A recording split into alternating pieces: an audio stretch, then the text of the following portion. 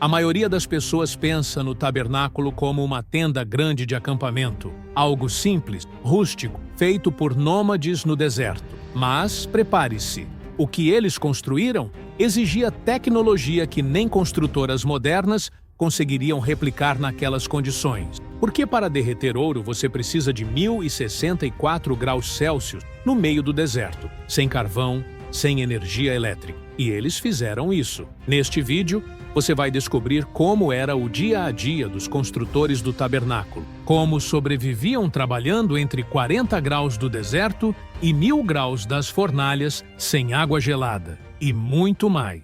O impossível virou ordem, mas a realidade técnica era muito mais severa do que a maioria imagina. O povo tinha acabado de sair do Egito depois de 400 anos amassando barro e palha para fazer tijolos sob o chicote dos faraós. Eles sabiam construir cidades de armazenamento, conheciam um trabalho pesado. Porém, o que Deus pediu a Moisés no topo da montanha, um santuário móvel onde ele habitaria entre o povo, era algo completamente diferente. Não era uma construção bruta de pedra, era um trabalho de joalheria em escala gigante. Deus pediu tecidos com fios de ouro entrelaçados, bases de prata maciça e móveis de madeira revestidos com medidas exatas. Cada dimensão tinha que bater com o padrão mostrado no monte. Zero margem para improviso. E aqui temos o primeiro grande problema logístico. De onde sai essa riqueza no meio do nada? Porque a Bíblia nos conta que eles saíram do Egito com despojos, ouro, prata e tecidos finos que os egípcios praticamente jogaram neles como suborno para que fossem embora logo, na noite da Páscoa. Êxodo 12 diz que eles pediram aos egípcios e receberam tudo. Os egípcios estavam tão desesperados após as 10 pragas que deram joias, roupas, metais preciosos, qualquer coisa para fazer aquele povo sair rápido. Então, o material bruto eles tinham. Estava nas mochilas, nos sacos, nas carroças. Mas ter o material é uma coisa. Saber o que fazer com ele, outra completamente diferente. Quando Moisés desceu do monte com o projeto divino na cabeça, olhou para o acampamento e viu ex-escravos, pastores e gente exausta de caminhar pelo deserto. Não havia construtora contratada, não havia sindicato de artesãos especializados, não havia escola técnica. O desafio era transformar uma multidão de fugitivos em uma equipe de artesãos de elite. E o prazo? Imediato. A pressão era enorme porque aquele lugar não seria apenas uma obra de arte, seria a casa do próprio Deus no meio deles. Se fizessem errado, a própria santidade do lugar poderia ser fatal. Arão já tinha visto o que aconteceu quando o povo fez um bezerro de ouro por conta própria. Deus quase exterminou todo mundo. Mas como você pega um homem que passou 40 anos fazendo tijolos tortos sob ameaça de chicote e ensina ele a lapidar pedras preciosas? Como você transforma mãos calejadas pelo trabalho escravo em mãos precisas de ourive? Como você faz alguém moldar ouro líquido sem deixar bolhas de ar quando ele nunca viu metal derretido na vida? A resposta para isso não estava em treino humano nem em escola técnica. Estava em algo que aconteceu na mente de um homem específico. Você confiaria a construção da casa de Deus a alguém que passou a vida fazendo tijolos de barro? Deus confiou, porque o único homem capaz de construir o tabernáculo não aprendeu em escola nenhuma. Deus literalmente invadiu a mente dele com habilidade sobrenatural. E o que aconteceu com Bezalel explica como ex-escravos viraram mestres artesãos em semanas. Moisés não abriu processo seletivo, não fez entrevistas. Deus chamou um homem pelo nome, Bezalel, filho de Uri, da tribo de Judá. E o que acontece aqui é surpreendente. Êxodo 31 diz que Bezalel foi cheio do Espírito de Deus em sabedoria, em entendimento, em ciência e em todo artifício. Hoje a gente associa cheio do Espírito a pregar ou fazer milagres. Mas essa capacitação, pela primeira vez registrada na Bíblia desse jeito, não foi para profetizar ou liderar. Foi para trabalhar com metal, madeira e pedra. Pense na situação de Bezalel. Baseado no que sabemos sobre a vida dos hebreus no Egito, ele provavelmente aprendeu o básico de artesanato observando os mestres egípcios, já que o Egito era o topo da tecnologia da época. Mas o que ele precisava fazer agora exigia muito mais do que técnica comum. Ele tinha que visualizar o projeto que Moisés viu no monte, um padrão celestial literal, e traduzir isso para o mundo real, no meio da areia, com ferramentas improvisadas. E ele não estava sozinho. Deus apontou a Oliabe, filho de Aissamaque, da tribo de Dan, como seu braço direito. A dinâmica aqui é notável. Bezalel era da tribo de Judá, a tribo real, a mais proeminente, a que um dia geraria reis. A Oliabe era da tribo de Dan, uma das menores e menos prestigiadas. O projeto do tabernáculo uniu o topo e a base da hierarquia social de Israel no mesmo canteiro de obras. Eles funcionavam como os engenheiros-chefes e mestres de ensino. Sim, ensino, porque 2 homens não constroem um santuário sozinhos. Êxodo 35 deixa claro que Deus colocou no coração deles a capacidade de ensinar. Eles tiveram que montar uma escola técnica no meio das dunas. Tiveram que pegar aqueles homens calejados pelo trabalho escravo e ensinar a ter leveza nas mãos. A diferença entre bater em uma pedra e esculpir uma pedra. Entre amassar barro e moldar ouro líquido sem queimar os dedos. Mas ensinar técnica era só o começo, porque a primeira grande tarefa deles era resolver um problema que nenhum manual de engenharia poderia ensinar. Como derreter metal em temperaturas infernais quando você não tem nem lenha decente? E a resposta estava escondida em árvores que ninguém daria valor. 1064 graus Celsius. Essa é a temperatura que o ouro precisa atingir para virar líquido. Nenhuma fogueira comum chega nem perto disso. Mas eles estavam no deserto, sem florestas, sem carvão mineral. Porém, descobriram que uma árvore retorcida e cheia de espinhos escondia o segredo do fogo mais quente que qualquer madeira nobre poderia dar. E o que eles fizeram com essa descoberta desafia tudo o que sabemos sobre metalurgia primitiva. Para derreter ouro e transformá-lo em líquido, é preciso atingir exatamente 1064 graus Celsius, uma temperatura que nenhuma fogueira comum de acampamento consegue alcançar. E aqui temos um problema físico gigantesco. Eles estavam num deserto onde árvores para lenha eram raríssimas e carvão mineral simplesmente não existia. Então, como eles conseguiram forjar centenas de quilos de metal para as bases, utensílios e mobiliário sagrado sem uma fundição industrial?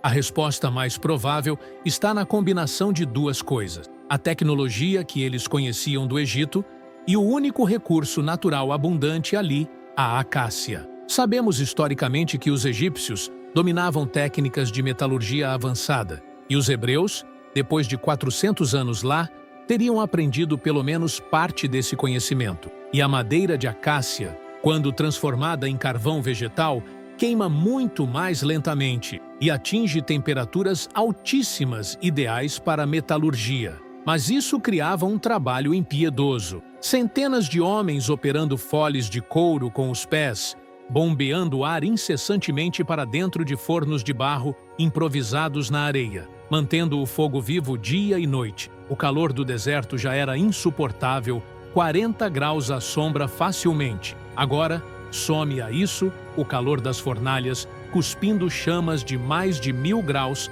a poucos metros de distância. É difícil imaginar alguém aguentando trabalhar nessas condições por muito tempo seguido. Provavelmente precisavam revezar constantemente. A pele deve ter rachado com a combinação de calor seco e fogo constante. E água? Armazenada em odres de couro, sem refrigeração, sem gelo, morna e nunca suficiente. E as queimaduras eram inevitáveis. Metal líquido respinga, fornalhas racham, ferramentas esquentam até ficarem vermelhas. Sem a proteção que temos hoje, o mais provável é que usassem tecidos grossos ou panos molhados para segurar as ferramentas, embora isso oferecesse pouca proteção real. Foi nesse ambiente infernal que eles tiveram que realizar o impossível: forjar o candelabro de ouro a menorá. A ordem divina em Êxodo 25 era específica e aterrorizante para qualquer artesão. O candelabro não podia ser soldado em parte. Ele precisava ser batido de uma única peça maciça de ouro puro, um talento inteiro, 35 quilos. Um erro no martelo, uma falha no cálculo da temperatura, e tudo teria que ser derretido para começar do zero. Não havia margem para desperdício. Eles não estavam apenas moldando metal. Estavam testando os limites da resistência humana sob condições extremas, com o peso de saber que aquilo seria aceso diariamente diante da presença de Deus. Mas enquanto o ouro era moldado no fogo, a estrutura que seguraria tudo isso em pé dependia de algo que, à primeira vista, parecia completamente inútil para a construção. Deus ordenou que usassem a árvore mais inútil do deserto, torta, cheia de espinhos, impossível de serrar reta. Mas escondia na madeira um segredo que nenhum cedro nobre poderia oferecer. Ela não apodrecia, não rachava e resistia ao deserto como nenhuma outra. Porém, transformar troncos retorcidos em tábuas perfeitas exigia algo que os escravos hebreus tinham de sobra: força bruta e paciência absurda.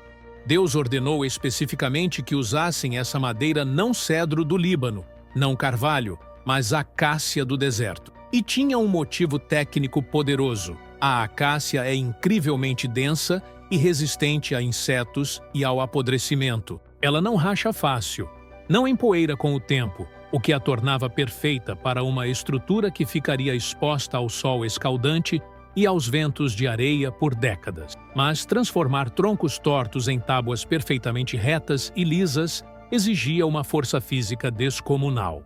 Êxodo 26 diz que cada tábua precisava ter 10 côvados de altura, 4,5 metros, e 1,5 côvado de largura, cerca de 70 centímetros, padronizadas, idênticas, sem margem para improviso. Para fazer isso, eles provavelmente usaram ferramentas de corte de bronze trazidas do Egito em xós, serras, plainas rústicas e uma quantidade absurda de trabalho manual. Cortar, aplainar, lixar e preparar essa madeira dura era exaustivo. Cada tábua levava dias de trabalho para ficar pronta. Para escapar do pior calor, faz sentido que trabalhassem nas horas mais frescas bem cedo ou no fim da tarde. Serravam, aplainavam, raspavam. Trabalhar com madeira dura como a acácia significava mãos cheias de farpas e músculos exaustos. A alimentação no deserto era simples: pão, água, maná. Nada de refeições elaboradas. E então voltavam ao trabalho. E quando finalmente uma tábua ficava pronta, lisa, reta, perfeita, não era hora de comemorar. Era hora de começar a próxima, porque precisavam de 48. E aqui está o detalhe que muda tudo. Essas tábuas retorcidas, depois de trabalhadas até ficarem perfeitas, eram revestidas inteiramente de ouro. A madeira feia e resistente ficava escondida, dando suporte interno para a glória externa visível. Algo bruto se tornava nobre, algo comum se tornava sagrado. Mas havia um desafio de engenharia que o ouro e a madeira não resolviam sozinhos. O tabernáculo não era um prédio fixo de pedra com alicerces fundos. Era uma tenda móvel gigantesca. Como fazer com que centenas de quilos de madeira e metal ficassem em pé no meio de ventanias de areia, sem fundações de concreto enterradas no chão? Como você mantém centenas de quilos de madeira e metal em pé, sem enterrar nada no chão? Porque no deserto eles não podiam cavar fundações profundas. Na semana seguinte, a nuvem de Deus podia se mover, e tudo tinha que ser desmontado em horas. Mas a solução que encontraram foi tão engenhosa que faria qualquer engenheiro moderno de estruturas pré-fabricadas parar e prestar atenção. E tudo começou com um metal que a maioria das pessoas acha bonito, mas inútil para a construção. Êxodo 26 deixa claro que eles não podiam cavar alicerces profundos, porque aquilo era temporário. Mas o problema é que estamos falando de 48 tábuas de acácia revestidas de ouro, cada uma com 4,5 metros de altura e pesando centenas de quilos. Se você apenas as colocasse na areia, elas tombariam com o próprio peso, ou afundariam com a trepidação de quem andava dentro do santuário. A solução encontrada, descrita em Êxodo 26, foi um sistema de encaixe modular. A base de tudo não era concreto, era prata. 100 bases maciças de prata, fundidas individualmente, cada uma pesando um talento 35 quilos de prata pura. Essas bases funcionavam como sapatas móveis. Cada tábua tinha 2 pinos na parte inferior, que se encaixavam perfeitamente nessas bases pesadas, criando uma estabilidade garantida pela gravidade, não pela perfuração do solo. Para travar tudo junto e impedir que as paredes caíssem para os lados como um castelo de cartas, eles usavam barras transversais longas de acácia, revestidas de ouro, que passavam por argolas de ouro fixadas nas tábuas, trancando as paredes numa peça única e rígida. Era literalmente um quebra-cabeça gigante que precisava ser montado e desmontado centenas de vezes ao longo de 40 anos, sem que as peças se desgastassem, empenassem ou perdessem o encaixe. E funcionava. A primeira vez que montaram tudo, as tábuas ficaram firmes, não tremiam, não balançavam. O sistema de encaixe era tão preciso que mesmo o vento forte do deserto não conseguia derrubar.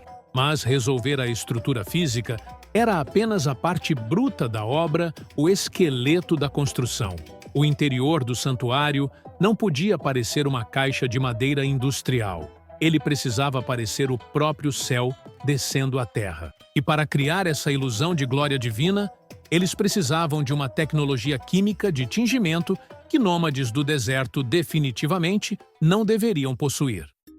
Conseguir azul profundo no deserto era tão impossível quanto achar diamantes na areia. Mas o interior do tabernáculo brilhava com cores que nem reis conseguiam comprar facilmente. E a fonte delas vai te chocar, porque cada fio colorido custava mais caro que prata e exigia esmagar milhares de moluscos vivos. Hoje você compra corante em qualquer esquina, mas naquela época, essas cores eram extraídas de fontes biológicas específicas e caríssimas. O azul e o púrpura vinham de glândulas minúsculas de moluscos marinhos, esmagados um por um para tingir um único manto. O carmesim vinha de um verme específico chamado Tola at-Shani, que precisava ser colhido no momento certo e esmagado para liberar o pigmento vermelho vivo. E aqui está o conflito logístico. Eles estavam no deserto do Sinai, longe do mar Mediterrâneo e das rotas comerciais de luxo da Fenícia, onde esses corantes eram produzidos.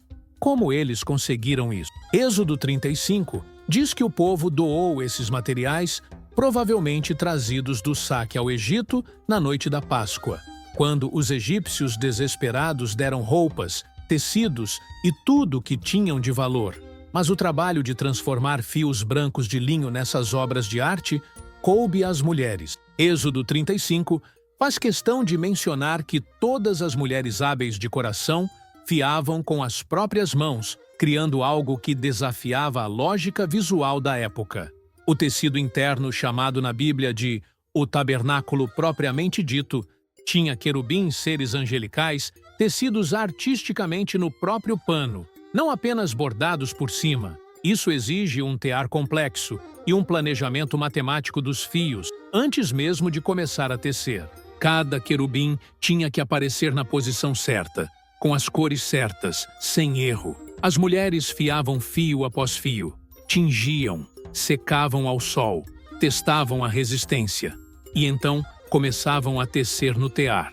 Seguindo padrões que provavelmente precisavam memorizar, não existia manual impresso para consultar. O resultado visual era chocante pelo contraste. Por fora, o tabernáculo era coberto por 4 camadas: linho fino com querubins, depois pelos de cabra, peles de carneiro tingidas de vermelho e, por último, peles de animais marinhos resistentes, provavelmente texugos ou golfinhos. De fora, parecia uma tenda beduína comum, castigada pelo sol e pela poeira. Mas quem entrava no lugar santo olhava para cima e não via teto. Via um exército de anjos coloridos iluminados pelo reflexo do candelabro de ouro, uma bolha de glória escondida sob uma casca rústica, feio por fora, glorioso por dentro. Se você nunca imaginou que conseguir uma cor podia ser tão caro quanto o ouro, comenta aqui embaixo. Deus nos detalhes. Tudo estava ficando pronto: a estrutura, os móveis, os tecidos, mas faltava vestir o homem que entraria ali. E essa roupa não servia apenas para status religioso. Ela servia como um equipamento de proteção, porque entrar na presença de Deus sem a blindagem correta era uma sentença de morte instantânea. O que você vestiria se soubesse que um erro na roupa te mataria na hora? Porque as vestes do sumo sacerdote não eram apenas bonitas, eram um equipamento de proteção de altíssimo risco. E o detalhe mais perturbador estava escondido na barra da túnica, pequenos sinos de ouro que tinham uma função específica, avisar se o homem ainda estava vivo lá dentro. A peça mais complexa dessa armadura sagrada era o peitoral, descrito em Êxodo 28, uma placa quadrada de tecido dobrado contendo 12 pedras preciosas diferentes, cada uma representando uma tribo de Israel, fixadas em engastes de ouro. E aqui entra um detalhe técnico impressionante. Os nomes das tribos foram gravados nas pedras como se grava um selo. Estamos falando de tecnologia de lapidação de gemas duras como ônix, safira e jaspe, algo que historiadores confirmam que os egípcios dominavam, usando pós abrasivos, brocas de mão e paciência absurda. E esses artesãos hebreus tiveram que replicar isso no deserto. Cada pedra tinha que ser cortada, polida e gravada sem rachar. Um erro, e a pedra estava perdida. Não dava para pedir outra no shopping do deserto, e essas pedras ficavam presas ao peitoral por correntes de ouro puro trançadas, conectadas a argolas nos ombros da estola sacerdotal.